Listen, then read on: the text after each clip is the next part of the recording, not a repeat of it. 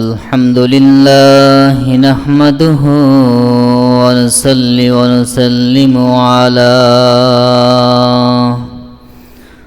নুসাল্লিমু আলা রাসূলিহিল কারীম ওয়া আলা আলিহি ওয়া আসহাবিহি أجمعين أما بعد فقد قال الله تعالى في كلامه المجيد وفرقانه الحميد أعوذ بالله من الشيطان الرجيم بسم الله الرحمن الرحيم وما أرسلناك إلا رحمة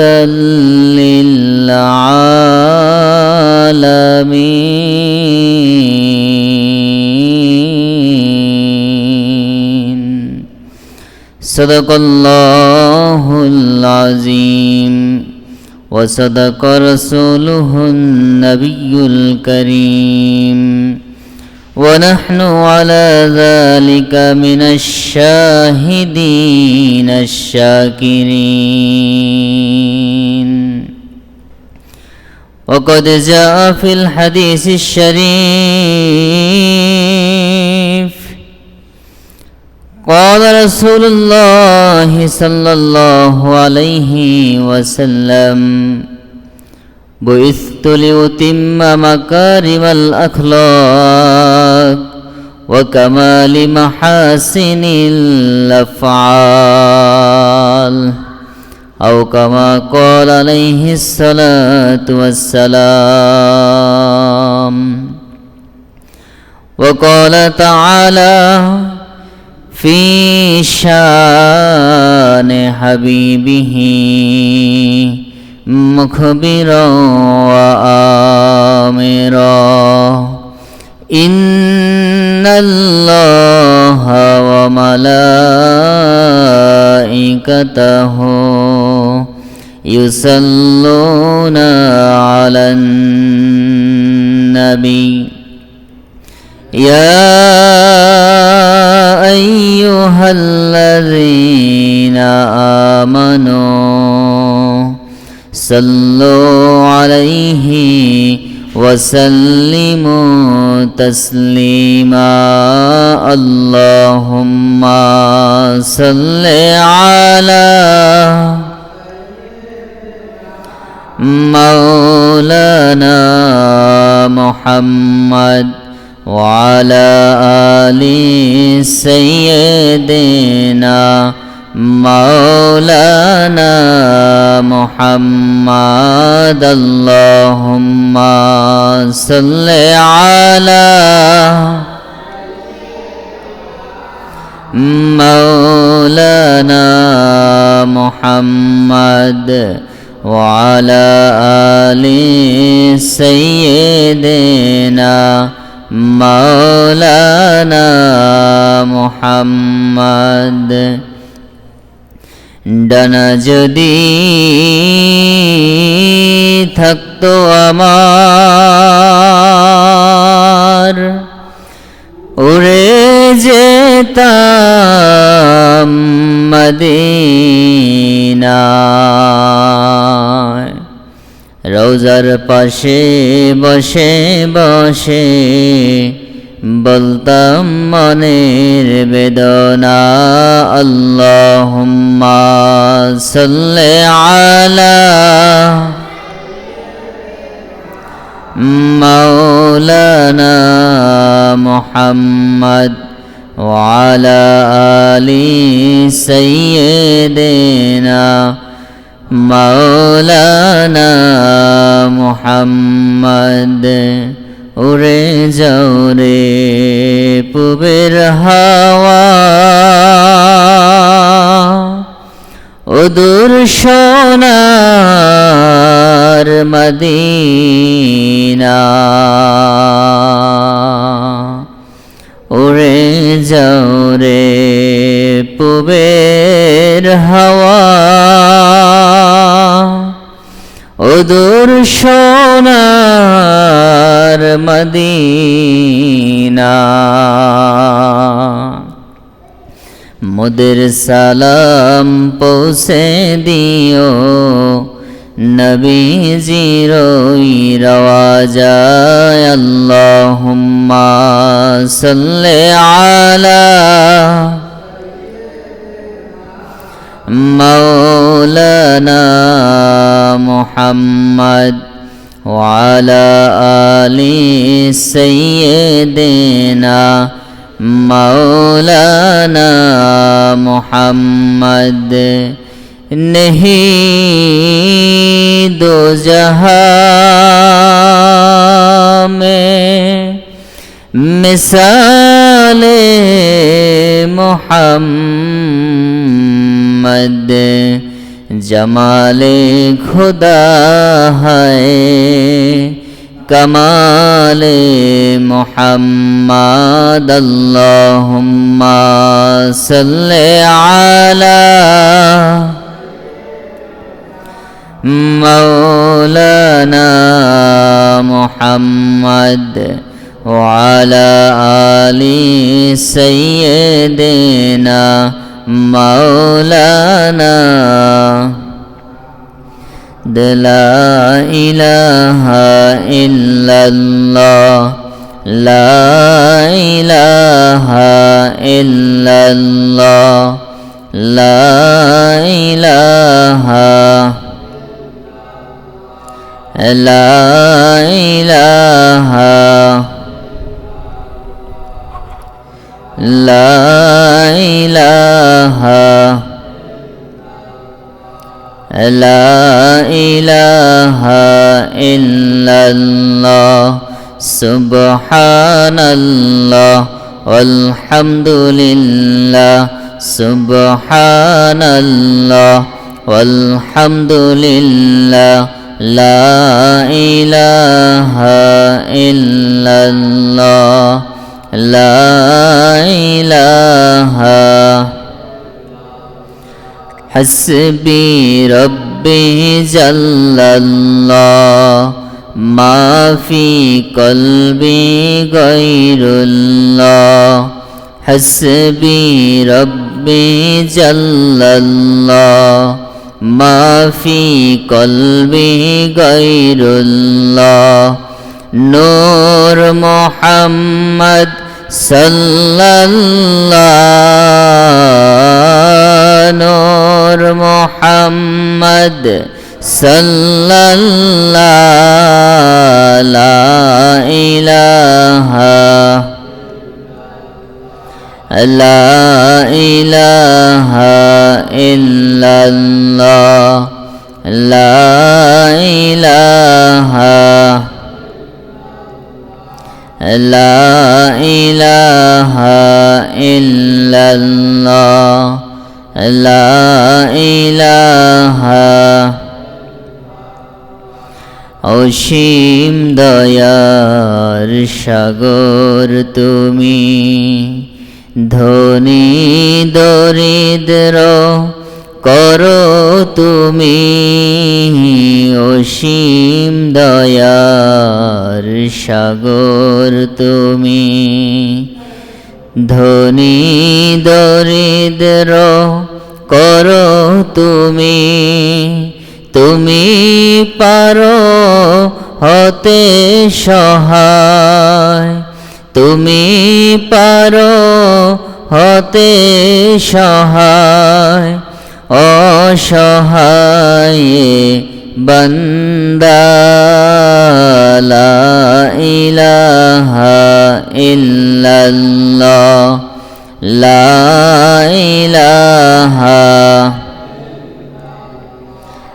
লা ইলাহা ইল্লাল্লাহ লা ইলাহা ইল্লাল্লাহ লা ইলাহা ইল্লাল্লাহ মুহাম্মাদুর রাসূলুল্লাহ সাল্লাল্লাহু আলাইহি ওয়াসাল্লাম। উপস্থিত মুআজ্জাজ মুহতারাম, সম্মানিত উলামা ইকরাম, পবিত্র জুমার নামাজ আদায়ের উদ্দেশ্যে মসজিদে আগত সম্মানিত মুসল্লিয়ান একরাম, মুরব্বিয়ান একরাম, যুবক ভাইরা, ছোট্ট শিশুরা, সকলের প্রতি আন্তরিক সালাম ও মুবারকবাদ জানাচ্ছি। আসসালামু আলাইকুম ওয়া রাহমাতুল্লাহি ওয়া বারাকাতুহু। সর্বপ্রথম মহান রব্বুল ইজ্জাতের দরবারে অসংখ্য অগণিত শুকর ও সুজুদ আদায় করছি যে রব্বুল ইজ্জাত আমাদেরকে অত্যন্ত দয়া করে, মায়া করে এই পবিত্র রবিউল আউয়াল মাসের এই প্রথম জুমা আদায়ের উদ্দেশ্যে আমাদেরকে মসজিদে হাজির হওয়ার তৌফিক এনায়েত করেছেন। এজন্য আসুন শুকরিয়া আদায় করে সকলে পড়ি আলহামদুলিল্লাহ। সম্মানিত হাজরিন, এই পৃথিবীর মধ্যে আল্লাহ রাব্বুল আলামিন তার হাবিবকে পাঠিয়েছেন এই রবিউল আউয়াল মাসে। রবিউল আউয়াল মাস শুরু হয়ে গিয়েছে, আজকে রবিউল আউয়ালের প্রথম জুমা। এজন্য আজকে আমরা আলোচনা করব, আমাদের আলোচ্য বিষয় হচ্ছে রহমাতাল লিল আলামিন হিসাবে রাসূল পাক সাল্লাল্লাহু আলাইহি সাল্লাম, রাসূল পাক সাল্লাল্লাহু আলাইহি সাল্লাম তিনি হলেন রহমাতাল লিল আলামিন। এটা হলো আমাদের আলোচ্য বিষয়। সম্মানিত হাজরিন, আল্লাহ সুবহানাহু ওয়া তাআলা পবিত্র কোরআনুল কারীমে ঘোষণা করেছেন যে পৃথিবীর মধ্যে শুধু পৃথিবীর জন্য নয়, তামাম বিশ্বজগৎ সমূহের জন্য আমি আল্লাহ রাব্বুল আলামিন আমার নবীকে রহমাতাল লিল আলামিন হিসাবে প্রেরণ করেছি। আল্লাহ রাব্বুল আলামিন পবিত্র কোরআনুল কারীমের সূরাতুল আম্বিয়ার 107 নম্বর আয়াত আল্লাহ রাব্বুল আলামিন ইরশাদ করেন, আল্লাহ বলেন, আউযু বিল্লাহি মিনাশ শাইতানির রাজিম, বিসমিল্লাহির রহমানির রহিম, ওয়ামা আরসালনাকা ইল্লা রাহমাতাল লিল আলামিন।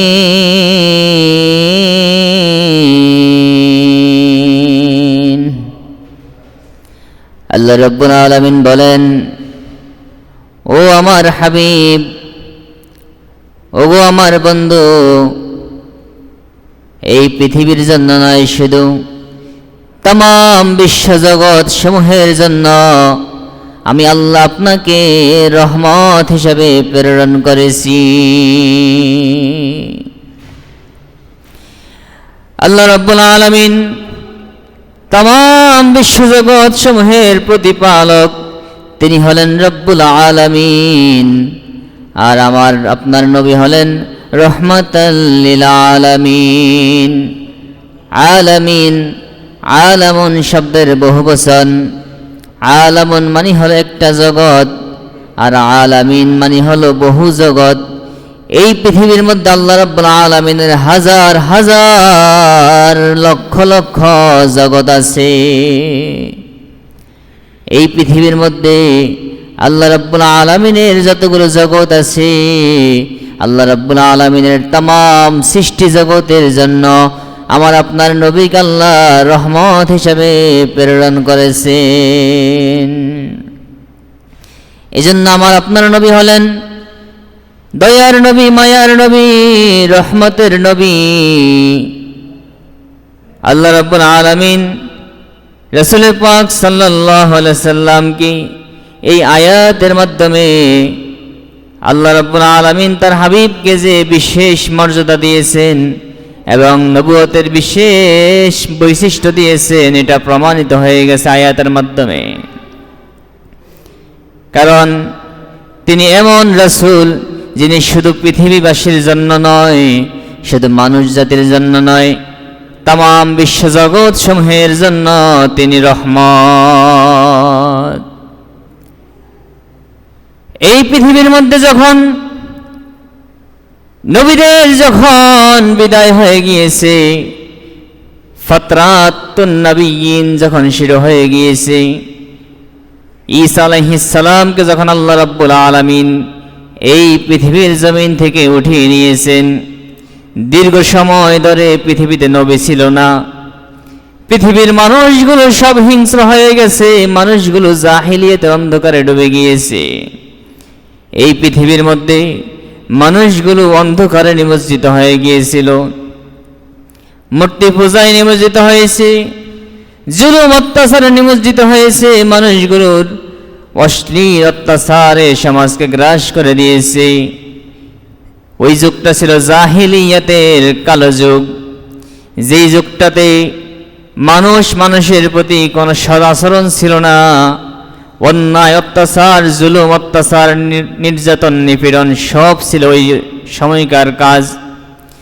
সেই জাহিলিয়াতের যুগে, এই অন্ধকার গরমানিসার যুগে আল্লাহ রাব্বুল আলামিন তার হাবিবকে পৃথিবীতে প্রেরণ করেছেন এবং আল্লাহ রাব্বুল আলামিন তার হাবিবের মাধ্যমে পৃথিবীর এই জাহিলিয়াত অন্ধকারকে দূর করেছেন। যেখানে মানুষ প্রতিবেশীর হক আদায় করত না, এমনকি নিজের আপন কন্যা সন্তানকে পর্যন্ত জীবন্ত অবস্থায় মাটিতে পুঁতে দিত। মানুষের মধ্যে শিক্ষার কোনো আলো ছিল না। এরকম জাহিলিয়াতপূর্ণ সময়ে এই পৃথিবীর মধ্যে আল্লাহ রাব্বুল আলামিন তার হাবিবকে প্রেরণ করেছেন। এজন্য তিনি হলেন রহমাতাল লিল আলামিন, অর্থাৎ तमाम বিশ্বজগৎ, আল্লাহর সৃষ্টি জগতের সকল সৃষ্টির প্রতি আল্লাহর নবী হলেন দয়ার সাগর। এজন্য আমার আপনার নবীর জীবনের দিকে তাকালে, আমরা যদি যেই কোনো সেক্টরের দিকে তাকাই, দেখতে পাবো রাসূল পাক সাল্লাল্লাহু আলাইহি সাল্লাম ছিলেন দয়ার সাগর। তিনি মানুষের প্রতি এত দয়া করেছেন, এত অনুগ্রহ করেছেন, এরকম নজির পৃথিবীর মধ্যে অন্য কোনো মানুষের ক্ষেত্রে, অন্য কোনো ব্যক্তির ক্ষেত্রে পাওয়া যায় না। এমনকি স্বয়ং শত্রুর প্রতি রাসূল পাক সাল্লাল্লাহু আলাইহি সাল্লামের দয়া ছিল অসীম। পৃথিবীর মধ্যে মানুষের বৈশিষ্ট্য হলো কোন শত্রুর প্রতি কশিন কালেও দয়া তো দূরের কথা, শত্রুর প্রতি নমনীয় কথাও থাকবে না। শত্রুর সাথে আরো ডবল শত্রুতা করা, এটা হলো মানুষের স্বভাব। কিন্তু আমার আপনার নবী এমন দয়ার নবী, এমন রহমাতুল লিল আলামিন, তিনি শত্রুর প্রতিও এত দয়ালু ছিলেন, এত দয়ালু ছিলেন যা বিশ্বের মধ্যে কোনো নজির আপনি পাবেন না। রাসূল পাক সাল্লাল্লাহু আলাইহি সাল্লাম যখন তায়েফের জমিনে গেলেন দ্বীনের দাওয়াতের জন্য, ইসলামের দাওয়াত নিয়ে যখন তায়েফের জমিনে গেলেন, নিজের ভূমিতে মক্কা ভূমিতে যখন নির্যাতিত নিপীড়িত হলেন দ্বীনের দাওয়াত দিতে গিয়ে, বড় আশা নিয়ে, বুক বড় আশা নিয়ে তায়েফের জমিনে গেলেন দ্বীনের দাওয়াত দেওয়ার জন্য। এই তায়েফের জমিনে গিয়ে যখন রাসূল পাক সাল্লাল্লাহু আলাইহি সাল্লাম দ্বীনের দাওয়াত দিলেন, মানুষদেরকে দাওয়াত দিলেন, কালিমার দাওয়াত দিলেন, ওই তায়েফবাসী মানুষগুলো আল্লাহ রাসূলের প্রতি এত বেশি চড়াও হয়েছে, এত বেশি জুলুম করেছে, এত বেশি নির্যাতন করেছে। ওই তায়েফ এলাকার ছোট ছোট বাচ্চাগুলোকে রাসূল পাক সাল্লাল্লাহু আলাইহি ওয়াসাল্লামের পিছনে লেলিয়ে দিয়েছে যে মুহাম্মদ একটা পাগল, মুহাম্মদকে তোমরা পাথর মারো। ওই মানুষগুলো রাসূল পাক সাল্লাল্লাহু আলাইহি সাল্লামকে পাথর মারতে মারতে মানুষগুলো রাসূল পাক সাল্লাল্লাহু আলাইহি সাল্লামের গোটা শরীর রক্তাক্ত করে দিয়েছে। রাসূল পাক সাল্লাল্লাহু আলাইহি সাল্লামের পায়ের সাথে রক্তের কারণে জুতাগুলো আটকে গিয়েছে। নবীজি বেহুশ হয়ে গেলেন। যায়েদ ইবনে সাবিত রাদিয়াল্লাহু তাআলা আনহু তিনি সহ সাহাবায়ে কিরাম আল্লাহ রাসূলকে ধরে নিয়ে ওই তায়েফের পাশে উপত্যকায় শুইয়ে দিয়েছেন। আল্লাহ রাসূল আহত হয়ে গেলেন। তায়েফবাসী নবীজিকে এমন আক্রমণ করলেন, জিবরাইল আলাইহিস সালাম রাসূল পাক সাল্লাল্লাহু আলাইহি সাল্লামের কাছে এসে আবেদন করলেন, ইয়া রাসূলুল্লাহ, ইয়া হাবিবাল্লাহ, আপনি শুধু একবার বলেন এই তায়েফের দুইটা পাহাড়কে চাপা দিয়ে আমি তায়েফবাসীকে ধ্বংস করে দেই। আল্লাহ রাসূল বললেন, না না, এদেরকে ধ্বংস করা যাবে না, আমি এতে চাই না এদেরকে ধ্বংস করা হোক, কারণ এরা আজকে আমাকে বুঝে নাই, আমাকে চেনে নাই, আমার দাওয়াত গ্রহণ করে নাই। তবে আমি আশা করি হয়তো তাদের পরবর্তী প্রজন্ম, ভবিষ্যৎ প্রজন্ম আমাকে বিশ্বাস করবে, আমার এই কালেমার দাওয়াতকে গ্রহণ করবে। জোরে বলেন সুবহানাল্লাহ। নবীজি হলেন এমন দয়ার নবী, এজন্য আল্লাহ বলেন রাহমাতাল লিল আলামিন। শত্রুর প্রতিও কখনো তিনি শত্রুতা করেন নাই, শত্রুর প্রতিও কখনো তিনি অন্যায় অত্যাচার করেন নাই, শত্রুর প্রতিশোধ তিনি কখনো নেন নাই। এমনকি রাসূল পাক সাল্লাল্লাহু আলাইহি সাল্লাম প্রত্যেকটা সেক্টরে রহমতের প্রমাণ দিয়েছেন। শিশুদের প্রতি রাসূল পাক সাল্লাল্লাহু আলাইহি সাল্লাম ছিলেন দয়ার সাগর, মায়ার সাগর। রাসূল পাক সাল্লাল্লাহু আলাইহি সাল্লাম যখন কোনো শিশুকে দেখতেন, তার কাছে কোনো শিশু আনা হইতো অথবা তিনি দেখতেন, ওই শিশুটাকে নবীজি এমনভাবে আদর করতেন যে প্রত্যেকটা শিশু নবীজির প্রেমে হাবুডুবু খেত। এমনকি একজন সাহাবী তার নিজের সন্তানকে ধমক দিয়েছিলেন, সন্তানের প্রতি কঠোর হয়েছিলেন। রাসূল পাক সাল্লাল্লাহু আলাইহি সাল্লাম সেখানে তাকে বলছেন, সন্তানের প্রতি নমনীয় হও, সন্তানের প্রতি ভালো আচরণ করো। রাসূল পাক সাল্লাল্লাহু আলাইহি সাল্লাম প্রত্যেকটা শিশুর সাথে সুন্দর আচরণ করতেন, সালাম দিতেন, শিশুদেরকে আগে সালাম দিতেন, মুসাফা করতেন, শিশুদেরকে বুকে টেনে নিতেন। এজন্য মক্কার শিশুরা রাসূল পাক সাল্লাল্লাহু আলাইহি সাল্লামের জন্য সবাই আবেগ আপ্লুত, প্রেম, ভালোবাসা, মহব্বত নিয়ে থাকতো।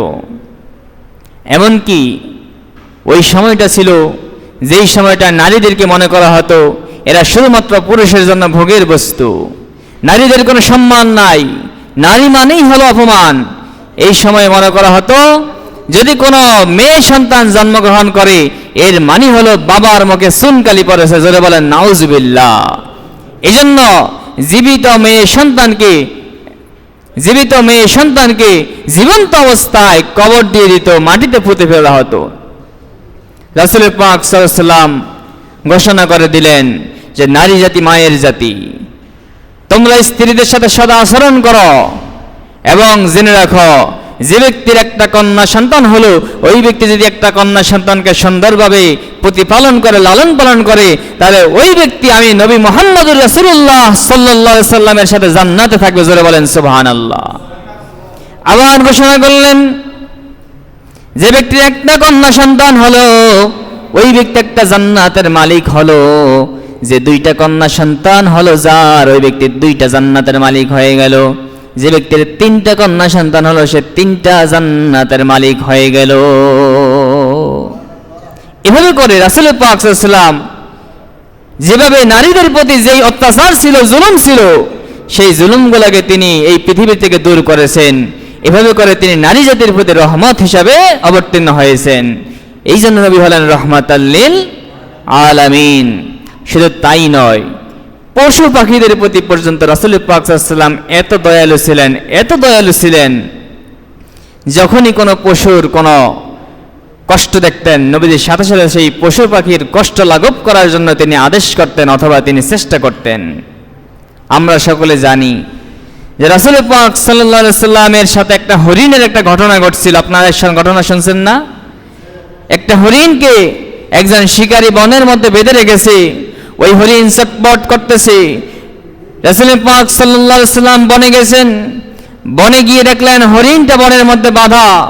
তখন রাসূল পাক সাল্লাল্লাহু আলাইহি সাল্লামকে দেখে ওই হরিণটা জবান খুলে গেল। আল্লাহ রাসূলকে বললেন, ইয়া রাসূলুল্লাহ, ইয়া হাবিবাল্লাহ, আমার সন্তান, আমার দুধের বাচ্চা আমার বাসায় ছটফট করতেছে। আজকে 2 দিন যাবত আমাকে বেঁধে রাখা হয়েছে।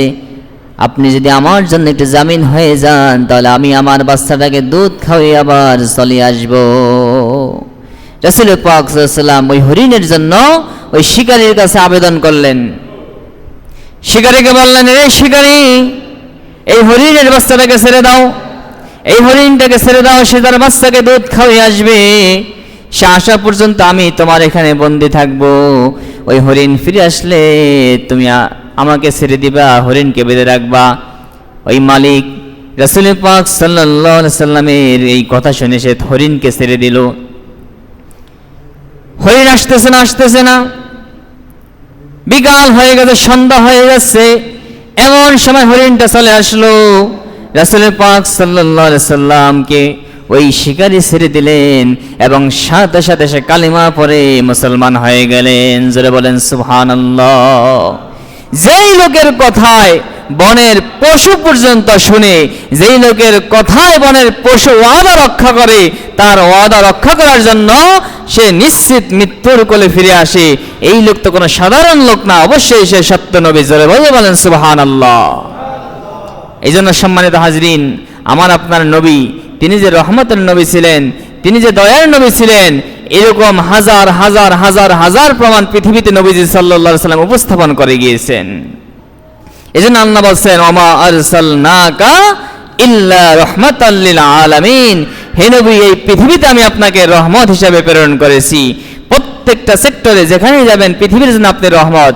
এমনকি আপনি অবাক হবেন, পূর্ববর্তী নবীদের ইতিহাস খোঁজেন, প্রত্যেক নবীর যুগে যুগে যারা এই নবীকে অস্বীকার করছে অথবা নবীজির কথা মানে নাই, প্রত্যেক যুগে যুগে আল্লাহ রাব্বুল আলামিন ওই যুগের লোকদেরকে আসমান থেকে গজব নাজিল করে, জমিন থেকে ভূমিকম্প দিয়ে, জমি থেকে জলোচ্ছ্বাস দিয়ে, তুফান দিয়ে বিভিন্নভাবে ধ্বংস করেছেন। ঠিক কিনা বলেন?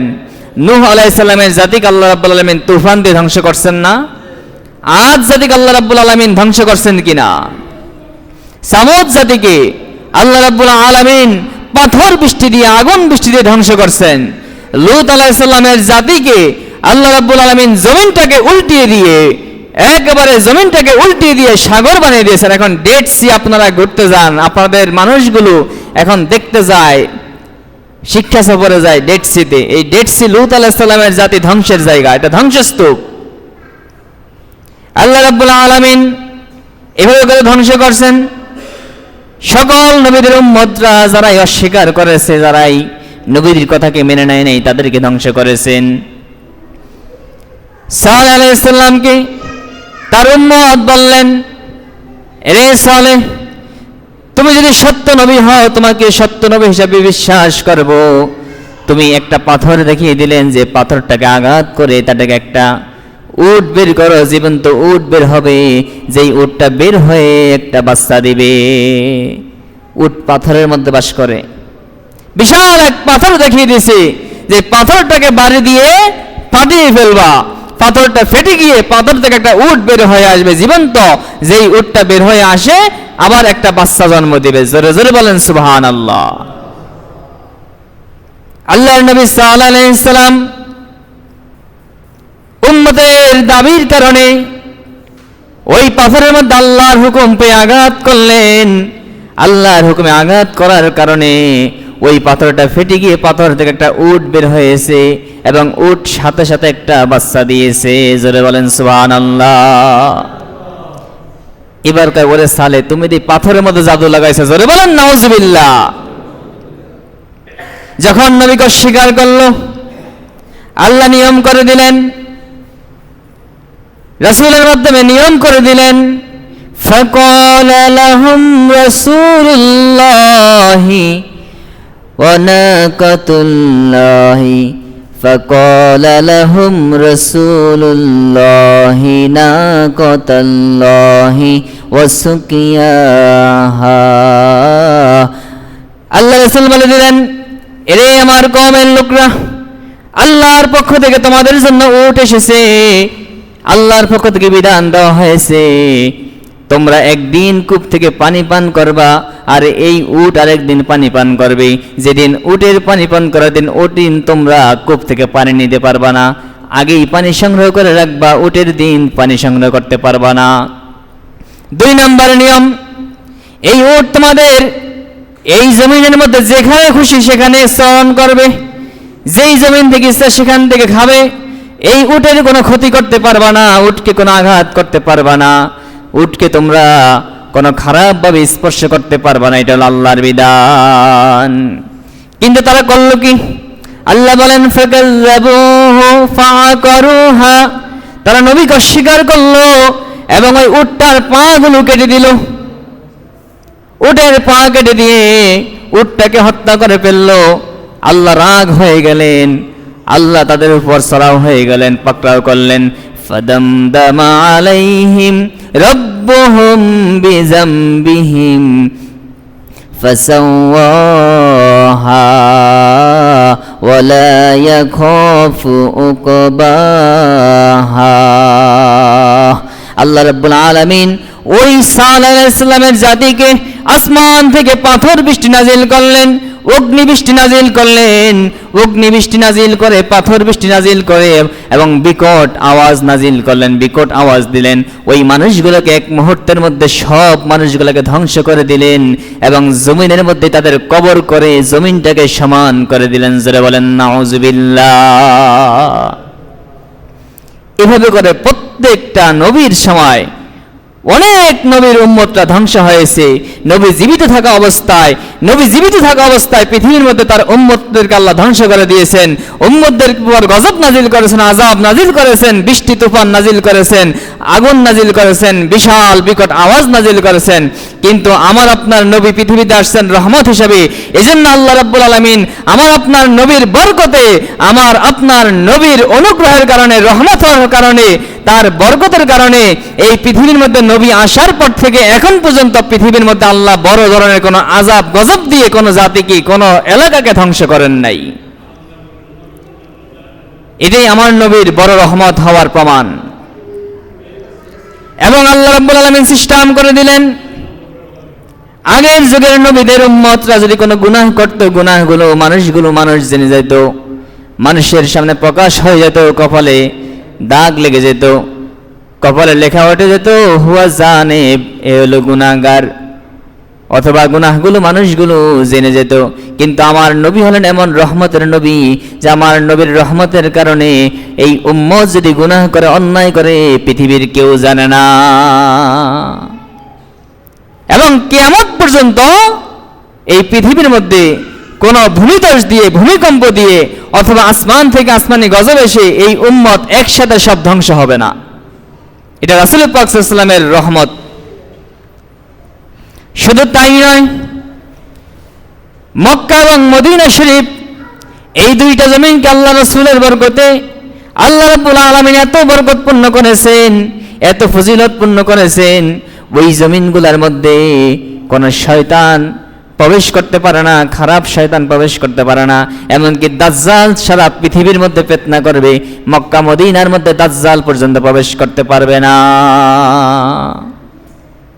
সব হলো আমার নবীর বরকতে, নবীর রহমতে। এমনকি রাসূল পাক সাল্লাল্লাহু আলাইহি সাল্লাম যেখানে গিয়েছেন, যেখানে স্পর্শ করেছেন, ওই জায়গা, ওই স্থানটা বরকতপূর্ণ হয়ে গিয়েছে। এটা এমন না যে শুধুমাত্র রাসূল পাক সাল্লাল্লাহু আলাইহি সাল্লাম নবুয়ত পাওয়ার পরে তিনি যেখানে স্পর্শ করেছেন বা যেখানে গিয়েছেন সেখানে বরকতপূর্ণ হয়ে গেছে, এটা এমন না। রাসূল পাক সাল্লাল্লাহু আলাইহি সাল্লাম জন্মের শুরু থেকেই, জন্মের পর থেকেই তিনি যেখানে গিয়েছেন সেখানে বরকতময় হয়ে গেছে, বরকতে জায়গা ভরে গেছে।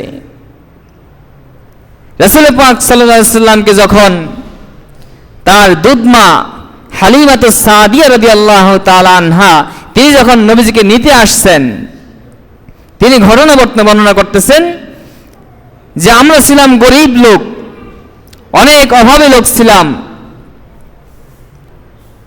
ওই হালিমাতু সাদিয়া রাদিয়াল্লাহু তাআলা আনহা তার এলাকার লোকরা, এলাকার মহিলারা দাত্রী হিসাবে মক্কা নগরী থেকে, শহর থেকে সন্তান নিয়ে যেত। এই সন্তান লালন পালন করলে উদ্দেশ্য ছিল কোন একজন বড় লোকের সন্তান লালন পালন করলে সে অনেক পরিমাণ উপহার দিবে, উপঢৌকন দিবে। এজন্য প্রত্যেকের টার্গেট ছিল কে কত বড় লোকের সন্তান নিয়ে লালন পালন করতে পারে। হালিমাতু সাদিয়া রাদিয়াল্লাহু তাআলা আনহা বলেন, তিনি এমন মহিলা, আল্লাহ রাসূল তাকে এত সম্মান করতেন। রাসূল পাক সাল্লাল্লাহু আলাইহি সাল্লামের দরবারে যখন তিনি আসতেন, সাহাবী বর্ণনা করেন রাসূল পাক সাল্লাল্লাহু আলাইহি সাল্লাম নিজের জায়গা থেকে উঠে গিয়ে নিজের গায়ের চাদর মুবারক বিছিয়ে দিতেন দুধ মার জন্য। কারণ মা, দুধ মা, জন্মদাতা মা না, কিন্তু দুধ মা, এত সম্মান করতেন। এজন্য মা বাবাদেরকে সম্মান করা এটা নবীজির শিক্ষা। মা বাবাদেরকে তাজিম করা, মা বাবার সকল দুঃখ কষ্টে মা বাবার পাশে দাঁড়ানো, এবং আল্লাহর আদেশ যে ওয়ালা তাকুল্লাহুমা উফফিন ওয়ালা তানহারহুমা, মা বাবাকে কখনো উফ বলিও না এবং তাদেরকে কখনো ধমক দিও না। মা বাবার সাথে কেমন করবা? কয় মা বাবার সাথে নরম আচরণ করবা। ওয়াকুল্লাহুমা কওলান কারীমা, মা বাবার সাথে সুন্দর কথা বলো, নরম কথা বলো।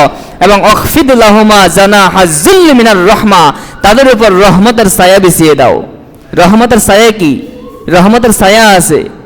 রহমতের ছায়া বলতে উদ্দেশ্য হলো তাদের প্রতি সর্বক্ষেত্রে অনুগ্রহ করো, তাদের যা প্রয়োজন তুমি ব্যবস্থা করো তোমার সামর্থ্য অনুযায়ী। এটা নবীজির শিক্ষা।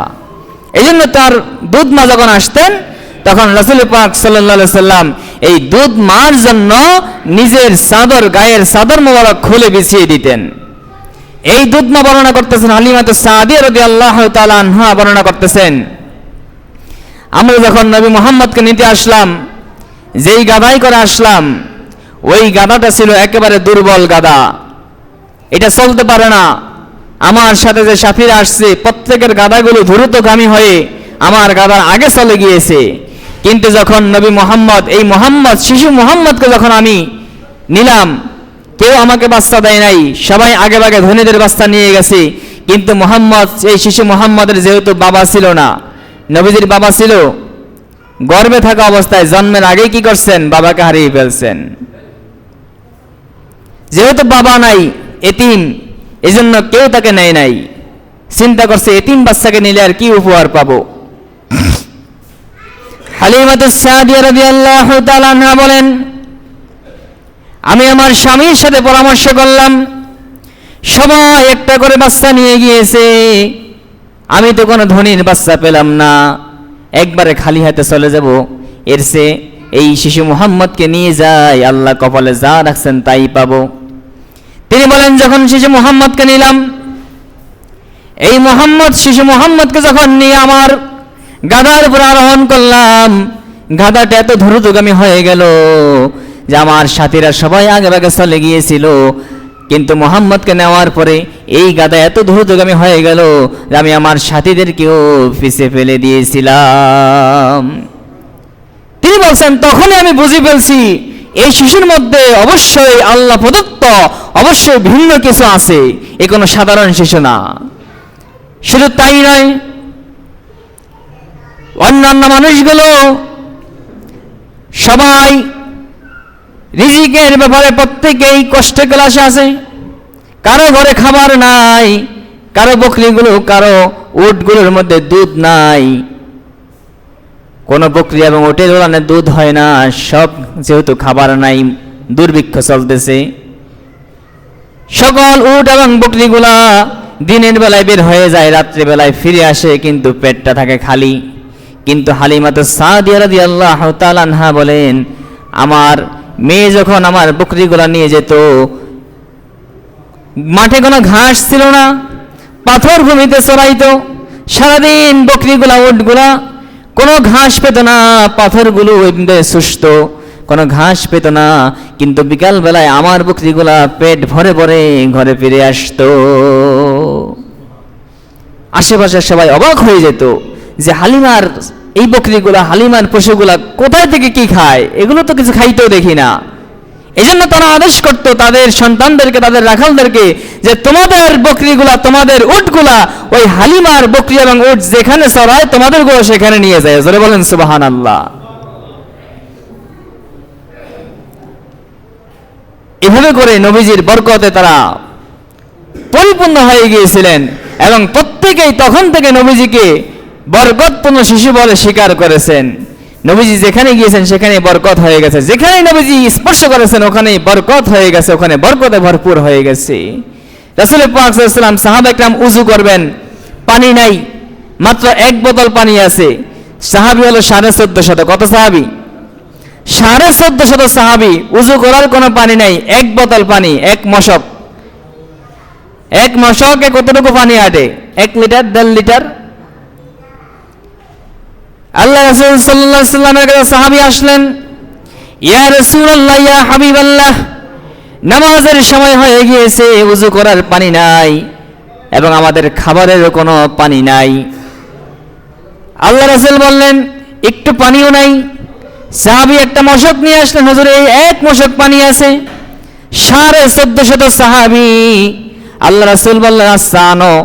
এই মশকের মধ্যে আল্লাহ রাসূল পাত্রের মধ্যে নিজের আঙ্গুল মোবারকটা ডুবিয়ে দিলেন।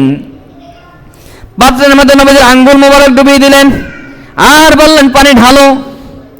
আঙ্গুল মোবারক ডুবিয়ে দিয়ে পানি ঢালতেছেন আর সাহাবীদেরকে বললেন, ওযু করো, সবাই ওযু করো এবং প্রত্যেকের যার যার কাছে যেই পাত্র আছে ভরে নাও। আল্লাহ রাসূলের আঙ্গুল মোবারক ডুবিয়ে দিয়ে পানি ঢালতেছেন। সাহাবী বলেন, ঝর্ণার মতো করে পানি পড়তেছে। জোরে বলেন সুবহানাল্লাহ। 1450 সাহাবী উযু করছে এবং প্রত্যেকের পাত্রগুলো ভরে রেখেছে। নবীজির আঙ্গুলের স্পর্শে ওই দিন 1 লিটার পানি, 1.5 লিটার পানি, এক মশক পানি 1450 মানুষের জন্য যথেষ্ট হয়ে গিয়েছিল। জোরে বলেন সুবহানাল্লাহ। শুধু তাই নয়, এরকম অসংখ্য অগণিত হাদিসে নবীজির এই বরকতপূর্ণ ঘটনাগুলো বর্ণিত আছে। তা সম্মানিত হাজরিন, আমার নবী হলেন পৃথিবীর জন্য রহমাতুল লিল আলামিন। তিনি আসছেন, তিনি আগমন করেছেন এই রবিউল আউয়াল মাসের 12ই রবিউল আউয়াল। আগামী বুধবার হলো নবীজির জন্মদিন, 12ই রবিউল আউয়াল, পবিত্র মিলাদুন নবী সাল্লাল্লাহু আলাইহি সাল্লাম।